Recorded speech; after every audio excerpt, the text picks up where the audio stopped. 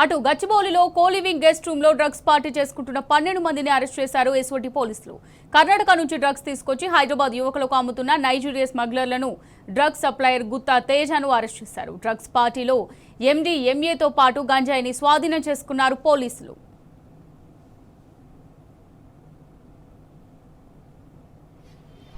OG ఎంత ఉంది? OG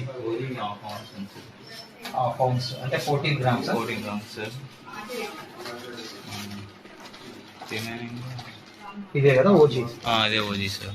ganja, hybrid గాంజా. Yes sir. రైట్, ఇక దీనికి సంబంధించి మరిన్ని డీటెయిల్స్ మా రిపోర్టర్, మా క్రైమ్ బ్యూరో చీఫ్ భాస్కర్ అందిస్తారు. రైట్ భాస్కర్, చెప్పండి, మరి ఆ డ్రగ్స్ నిర్మూలనకు ఎంత ప్రయత్నిస్తున్నా సరే ఎక్కడో ఒక దగ్గర ఈ డ్రగ్స్ పట్టుబడుతూనే ఉన్నాయి. ఇప్పుడు చూసుకున్నట్టయితే 2 ప్లేస్లో అంటే ఒక డాక్టర్ అయ్యుండి వైద్య వృత్తిలో ఉండే ఈ డ్రగ్స్కి బానిసైనట్టుగా తెలుస్తుంది. మరి దీన్ని ఏ విధంగా చూడొచ్చు అంటారు భాస్కర్? గచ్చిబౌలిలో జరుగుతున్నటువంటి డ్రగ్స్ పార్టీలో కోలివింగ్ గెస్ట్ రూమ్ లో జరుగుతున్న డ్రగ్స్ పార్టీని బదిలీ చేశారు మాదాపూర్ పోలీసులు. దాంట్లో దాదాపు 12 మందిని అరెస్ట్ చేసినటువంటి కర్ణాటక నుంచి డ్రగ్స్ తెచ్చి హైదరాబాద్ లో యువకులకు పార్టీ పేరుతో డ్రగ్స్ సప్లై చేస్తున్నట్టుగా విషయాన్ని బయటపడింది. డ్రగ్స్ సప్లై చేస్తున్న గుత్తా తెలియజేయడంతో పాటు మరో నైజీరియా చేశారు. మరోవైపు ముషీరాబాద్ లో మరొక వింత ఇన్సిడెంట్ జరిగింది. దీనికి సంబంధించి ఒక వైద్యుడి ఇంట్లో పట్టుబడ్డటువంటి డ్రగ్స్ దీనికి సంబంధించి దాదాపు 3 లక్షల రూపాయలు చెప్పచ్చు. 10 మందికి రోగులకు వైద్య పరీక్షలు నిర్వహించి రోగులకు వైద్య వృత్తిలో ప్రాణం పోయాల్సిన వైద్యుడే ప్రాణాంతకమైనటువంటి డ్రగ్స్ బానిసైనటువంటి పరిస్థితి ముషీరాబాద్ పోలీసులు పరిధిలో చోటు చేసుకుంటే డ్రగ్స్ కొనాలంటే తనకు తగినంత డబ్బు లేదని ముగ్గురు సైనికులు చేసే డ్రగ్స్ వ్యాపారంలో పాలు పంచుకోవడం కూడా కొంత ఆశ్చర్యానికి కనిపిస్తుంది. బెంగళూరు, ఢిల్లీ నుంచి దిగుమతి చేసుకునే డ్రగ్స్ తన ఇంట్లో పెట్టుకుని అమ్మకాలు సాగిస్తూ ఎక్సైజ్ ఎస్డిఎఫ్ బి టీమ్ కు జాన్పాల్ అనే పీజీ చదువుతున్నటువంటి డాక్టర్ పట్టుబడడం జరిగింది.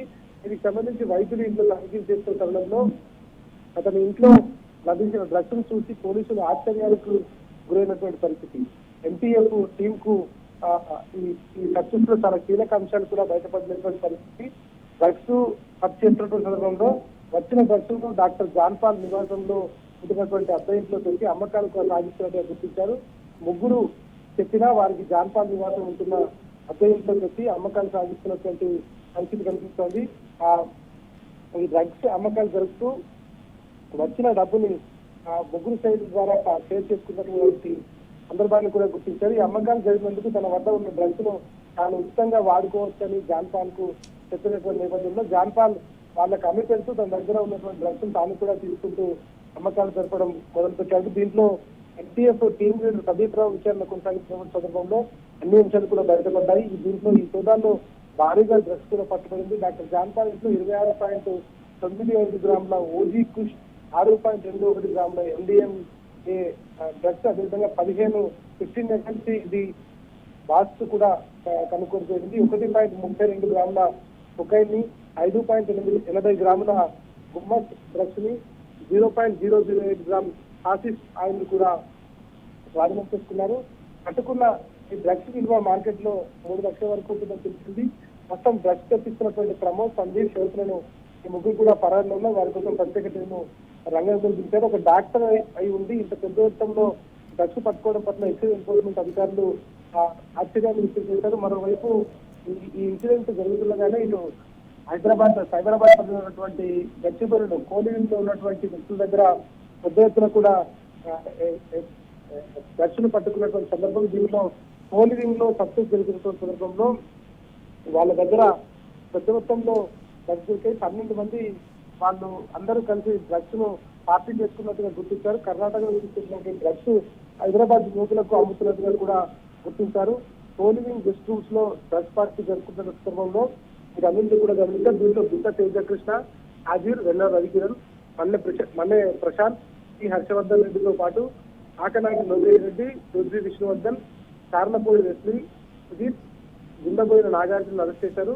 మేకల గౌతమ్, గుంటక సతీష్ రెడ్డిలను అరెస్ట్ చేసినటువంటి పోలీసులు గచ్చిబౌలిలో జరిగినటువంటి కేసుకు ముషీరాబాద్ లో జరిగినటువంటి కేసు ఈ రెండింటికి సంబంధం ఉంది అని గుర్తించారు. ఎక్కడైతే ఆ డ్రగ్స్ కొనుగోలు చేశారో అక్కడి నుంచి ముషీరాబాద్ నుంచి కొనుగోలు చేసుకుని గచ్చిబౌలి తీసుకొచ్చి కోలివింగ్ రూమ్ లో ఈ డ్రగ్స్ సేవించినట్టుగా కూడా కొంత ప్రాథమిక ఆధారాలు లభ్యమే. ప్రస్తుతానికి ఎక్సైజ్ ఎన్ఫోర్స్మెంట్ అధికారులు ఇచ్చినటువంటి సమాచారం మేరకు వీటన్నింటినీ వివరాలను పోలీసులకు అందజేశారు. పోలీసులు మరి కాసేపట్లో దీనిపైన సమావేశం ఏర్పాటు చేసే అవకాశం కనిపిస్తోంది. ఎంత చేసినా కూడా పోలీసులు కట్టడి చేయడంతో మాత్రం విఫలమవుతున్నటువంటి పరిస్థితి కనిపిస్తోంది. ఈ మధ్య కాలంలో విపరీతంగా హైదరాబాద్ లో డ్రగ్స్, ఈ ఆకాయంతో పాటు గంజాయి కూడా భయంకరంగా పెరిగిపోయినటువంటి విషయం అయితే ఈ మధ్య కాలంలో మనం చూస్తున్న పరిస్థితి కనిపిస్తా ఉంది. అమూల్య.